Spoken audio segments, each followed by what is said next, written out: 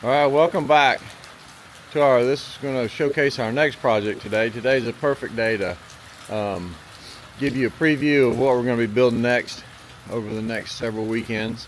Because it's raining, it's mid-January in South Carolina, and we're in the middle of a major blizzard as well for probably the next 3 to 5 minutes. I think you can probably see a snowflake or two falling out down there. The kids are super excited. But you can see behind me, we just finished this overhang for my shop that I've been wanting to do for years. Because every time it rains, especially in the summertime, we get these thunderstorms that pop up in the afternoon. And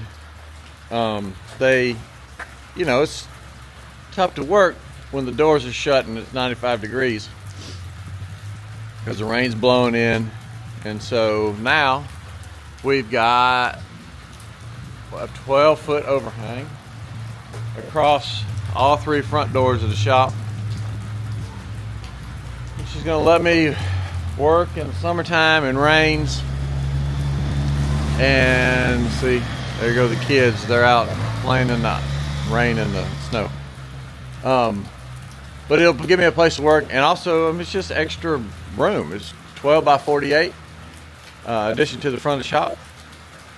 And so we'll jump into the details of how we built this next. You can see I'm still cleaning up today. Just got finished with it yesterday, so today's my day to pick up a little bit, put all my tools away. So anyway, I hope you enjoy the next videos of how we put this together.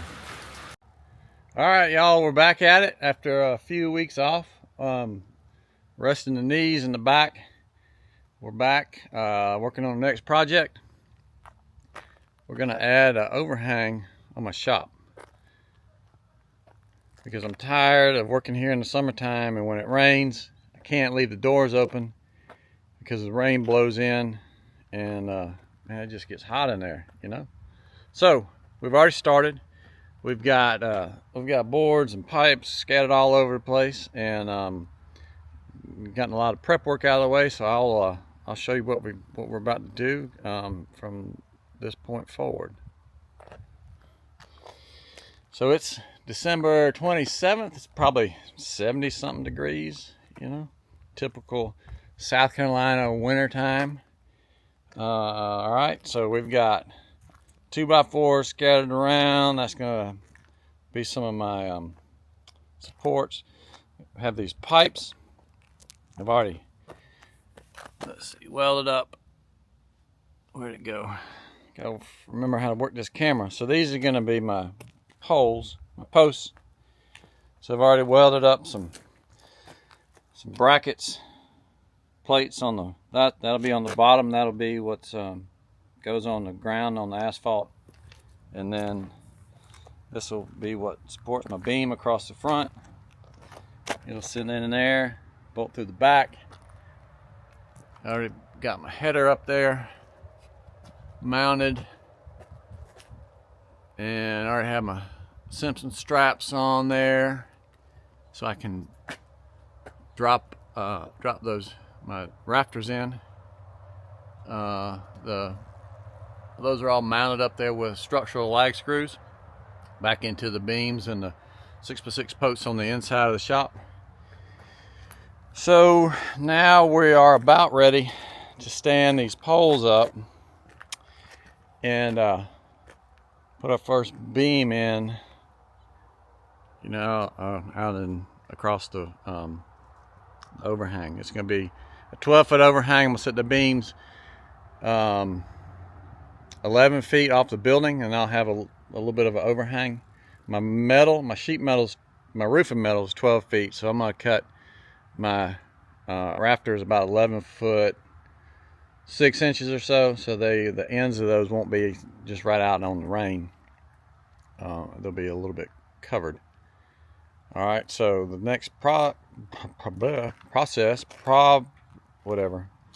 next thing I'm going to do is I'm going to set a couple of these posts up vertical and figure out how to brace them off, and then put one of my outer beams up, tie it back to the building, and keep rolling. I have the first pole set up I'll show y'all what I did. So I just put 2x4s around right here, screwed those together in a square. That way I could screw my supports to them and like make a, not a tripod, I guess a quad pod, to hold up straight. And then down here at this plate, so I've got my string line, this is parallel to the front of the shop. And I also marked the corner with spray paint. So I know the outside edge of that string line. And so I know this plate should be 90 degrees to the top plate. So if I put my square on here and line it up down with a string, the top should be parallel to the top of, or to the face of the shop. And that way when I drop that beam in, it should be, it should fit flush up against that angle line at the top. Now I also put these two spikes in to hold it down. I think going forward, the spike here and the spike there, I think going forward I'm gonna just put one spike in, and that way I can twist this just a little bit to make sure that the angle iron at the top, where you get it all the way up to the top, is I've got a little play.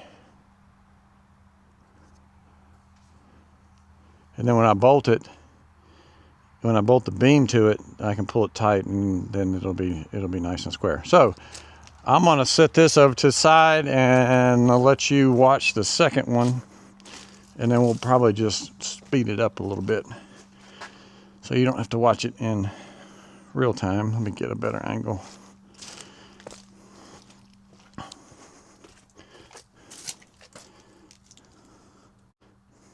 Get this in right. Let's see. Oh, and then hopefully I'll just walk it out all the time. Here we go.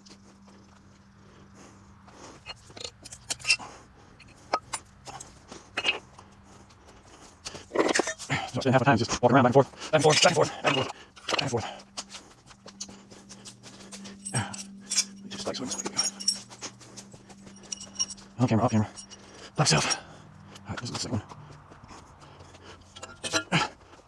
2.5 inch pipe. Excuse me, I guess. Put a string. Like that. On the square. Of course, things in the way. Nice on the square. Against the bottom plate. And then I can look down it. You can see.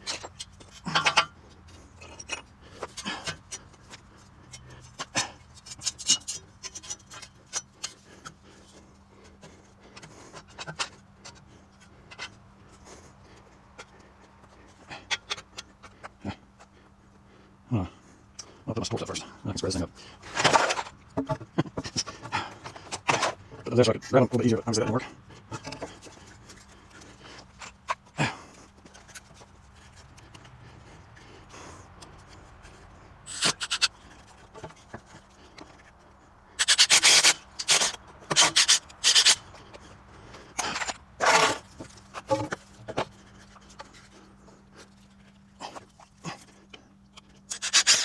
Watch the finger.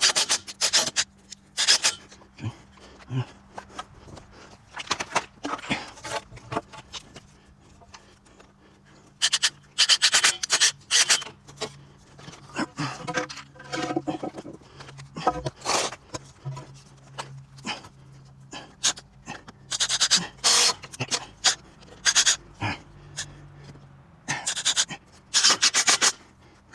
Let's put one of those pieces.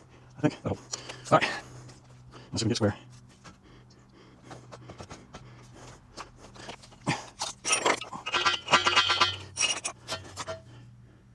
Okay, some string.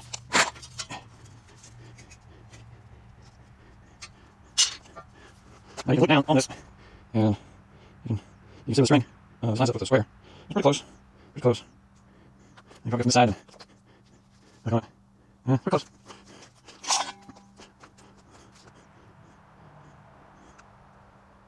Yep, that's working. Now, I'm going to put the spike in there, drill a little start hole. Set it removed.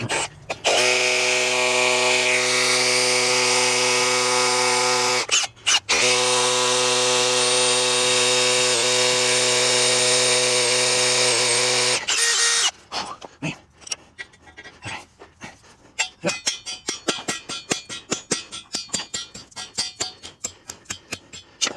Now, I move. Yep. Let's kick it back a little bit. See this where. That's where I think that helped. Just put in one plate and one spike. And then I bolt the tops together and pull the beam flat. So pull that angle line flat to the face of the beam. That should be pretty square. And then then come back to the rest of the spikes in here. Alright, so I think it's pretty good this way because this plate is a long way. I don't want to go side to side, so I'm gonna screw some across here. Make sure it's level. And that should very well lock in place. Just as long as the post is pole straight. There's a couple of have a little bend, but I mean, dead on money. Hold straight out, Jason. How about that? I guess, I don't know. Lucky and good? Just lucky. I did cut the bottoms of these poles with a little bit of angle because, of course, the asphalt was off. And so the first hole almost just off lights a little bit. Second one's about the same. Third and fourth one, I probably had about an angle was 1/4 inch across and maybe a little bit more in the other one. That way, the plate should be flush with asphalt, and then the hole going up should be level, straight, plumb, whichever direction it is. So I'm just going to cross here and brace these out. Let's see, I'll go this way. I'm nice and loose, which is going to be the best one. That's probably like this. I'll get a little bit of angle, but okay, let's see if I can get this out, nice and loose. And then should we try the beam up today? Put it right there.